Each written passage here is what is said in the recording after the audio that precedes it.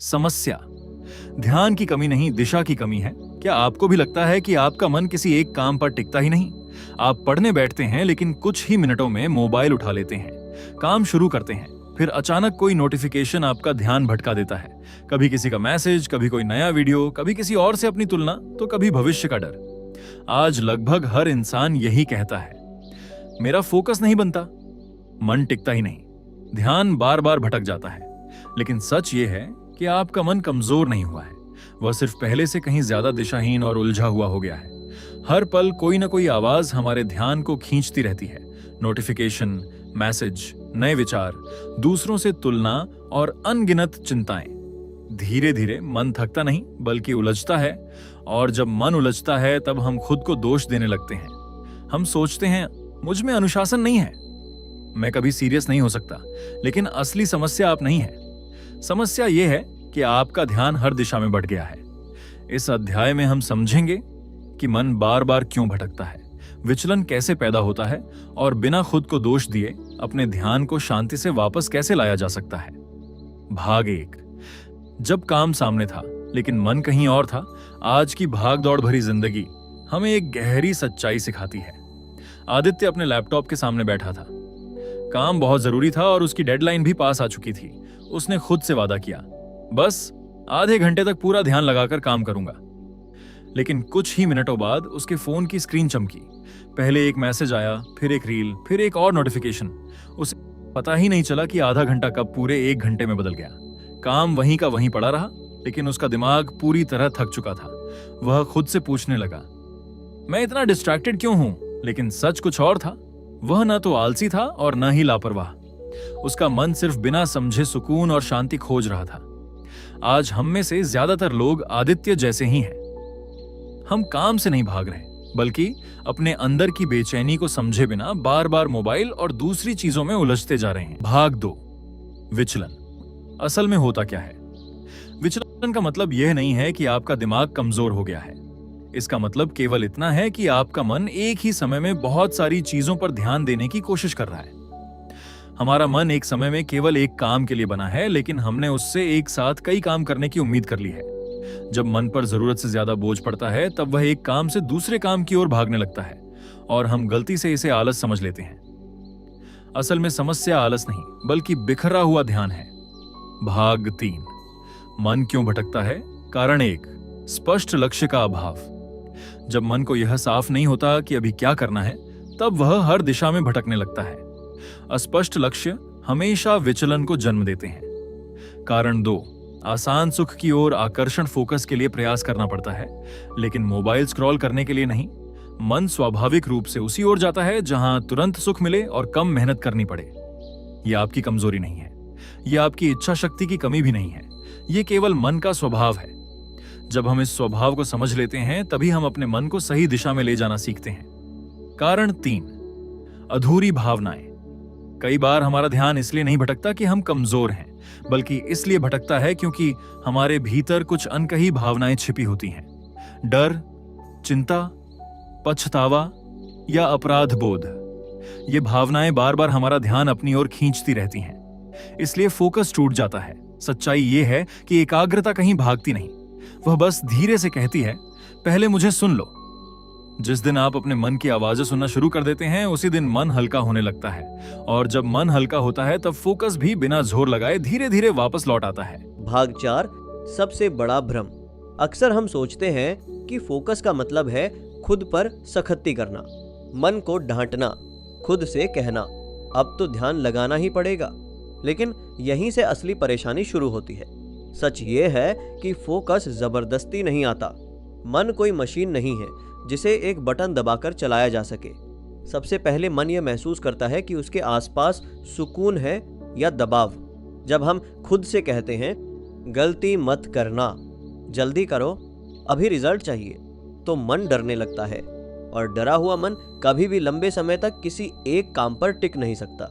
Focus तब आता है जब मन को यह एहसास होता है कि गलती करना भी ठीक है, धीरे धीरे आगे बढ़ना भी ठीक है, और अभी केवल एक छोटा सा कदम उठाना है।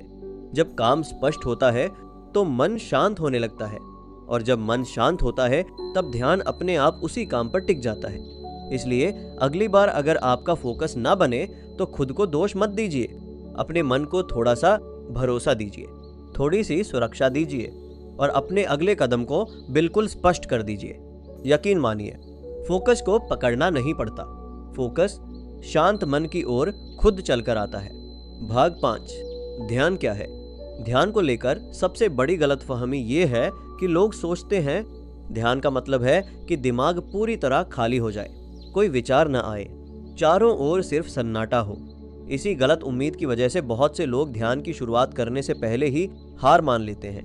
लेकिन सच इससे बिल्कुल अलग है। ध्यान का मतलब विचारों का पूरी तरह खत्म हो जाना नहीं है। विचार आना बिल्कुल स्वाभाविक है, आखिर दिमाग का काम ही सोचना है। आप उससे ये उम्मीद नहीं कर सकते कि वह अचानक काम करना बंद कर दे। ध्यान का असली अर्थ यह है कि जब आपका मन भटक जाए तो आप उसे पहचान सके और बिना खुद को डांटे, बिना खुद को दोष दिए धीरे से अपना ध्यान उसी काम पर वापस ले आए। यही असली फोकस है। फोकस का मतलब परफेक्ट साइलेंस नहीं है। फोकस वह कला है जिसमें आप हर बार भटकने के बाद भी वापस लौटना सीखते हैं। शुरुआत में आपका मन बार बार भटकेगा, लेकिन यह आपकी असफलता नहीं है, यही अभ्यास है। हर बार जब आप अपने ध्यान को वापस लाते हैं तब आपका फोकस पहले से थोड़ा और मजबूत हो जाता है। और सबसे अच्छी बात यह है कि फोकस कोई जन्मजात गुण नहीं है, यह एक स्किल है। ऐसी स्किल जिसे कोई भी इंसान धैर्य, अभ्यास और निरंतर प्रयास से धीरे धीरे सीख सकता है। एक छोटा सा अनुरोध, अगर आप किसी खास विषय पर हमारी अगली वीडियो देखना या सुनना चाहते हैं तो नीचे कमेंट करके जरूर बताइए। भाग 6, प्रैक्टिकल टेक्निक। 1, काम को इतना स्पष्ट बनाइए कि मन डरे नहीं। अक्सर हम किसी काम की शुरुआत ही नहीं कर पाते। कारण यह नहीं कि हम आलसी हैं, कारण यह है कि हमने उस काम को अपने मन में बहुत बड़ा बना लिया होता है।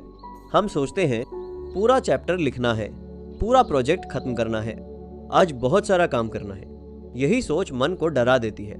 तब मन धीरे से कहता है यह बहुत ज्यादा है, अभी नहीं, बाद में करेंगे।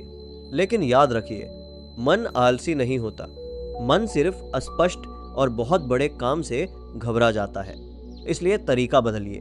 पूरे चैप्टर के बारे में मत सोचिए, बस अपने आप से कहिए अगले 10 मिनट मुझे केवल यह एक पैराग्राफ लिखना है, पूरा काम नहीं, सिर्फ अगला छोटा कदम।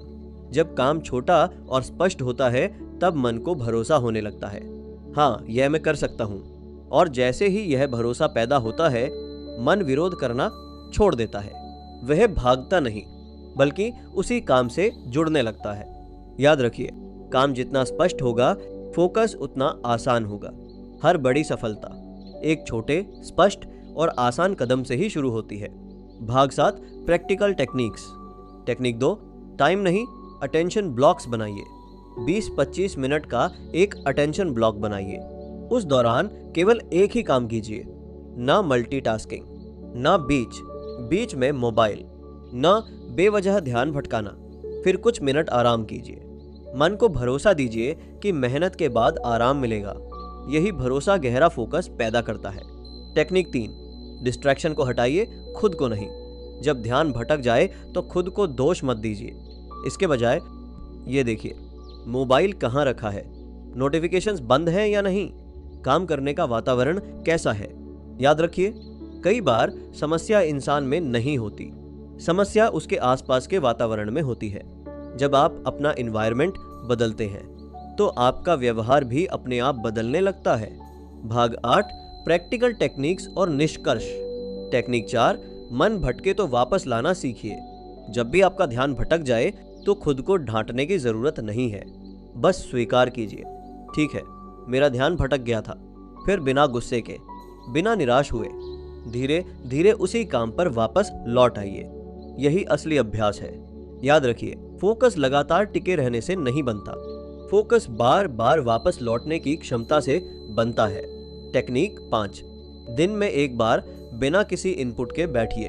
रोज 5-10 मिनट बिना मोबाइल, बिना संगीत और बिना किसी कंटेंट के शांत बैठिए। शुरुआत में बेचैनी होगी, लेकिन धीरे धीरे मन शांत होने लगेगा। यहीं से स्पष्टता पैदा होती है। बोरियत से भागना मत सीखिए, अपने मन को उसे सहना सिखाइए। ध्यान कोई जादू नहीं है, यह एक स्किल है जिसे समय, धैर्य और अभ्यास से सीखा जाता है।